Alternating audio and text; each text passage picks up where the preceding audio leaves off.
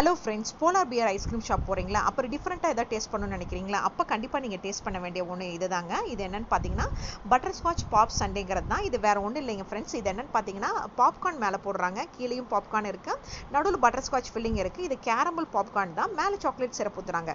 So கீழே syrup எதுவும் ஊற்றுறதில்ல, chocolate syrup. எனக்கு கீழே கேரமல் பாப்கார்ன் இருக்கிறனால நடுவில் பட்டர் ஸ்காட்ச் வச்சு அதுக்கு மேலே திரும்பவும் கேரமல் பாப்கார்ன் வச்சு சாக்லேட் சிரப் ஊற்றுறாங்க. இந்த கேரமல் பாப்கார்னை ஒரு பேக்கெட்டில் ஸ்டோர் பண்ணி வச்சுருக்காங்க, அதை எடுத்து தான் ஃபில் பண்ணுறாங்க. ஸோ அது ஊற்றுனது சாப்பிட்டதுக்கும் கொஞ்சம் டிஃப்ரெண்ட்டாகவே இருந்துச்சு. ஸோ இது கேரமல் பாப்கார்ன் கிறிஸ்பியாக சாப்பிட்ருக்கோம், ஐஸ்கிரீமோட சாப்பிட்றதுக்கு எனக்கு ரொம்பவே பிடிச்சிருந்ததுங்க. நீங்கள் போனீங்கன்னா மறக்காம இதை ட்ரை பண்ணி பாருங்கள், கொஞ்சம் வித்தியாசமான அனுபவமாக இருக்கும். டேஸ்ட் நல்லாவே இருந்துச்சுங்க எனக்கு. அடுத்தது நாங்கள் ஆர்டர் பண்ணது தான் கட்பட் ஐஸ்கிரீம். இது ஆஸ் யூஷுவல் எல்லா கடையில் இருக்கிற மாதிரி தான்.